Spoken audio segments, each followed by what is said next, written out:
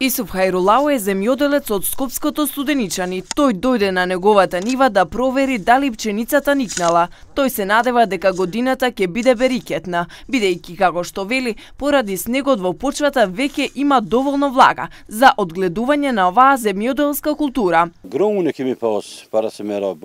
Посеавме пченица во октомври пред да завее снег. Тогаш не очекувавме дека ќе падне снег бидејќи времето беше суво и без дожд.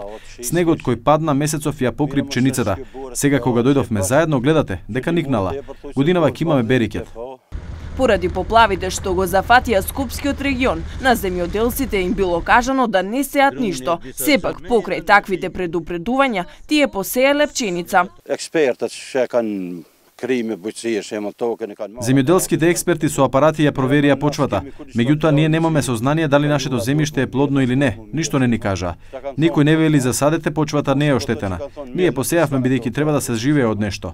Земјиштето најмногу го користиме за лубеници и диња, особено за јагоди, бидејќи тука кај нас јагодите никнуваат порано отколку во другите села.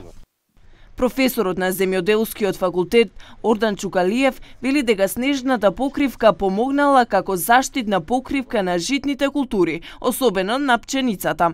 Снегот всушност е добродојден за пченицата.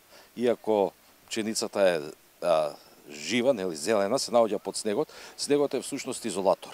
Снегот прави изолација од ниските температури, така да пченицата нема да пострада од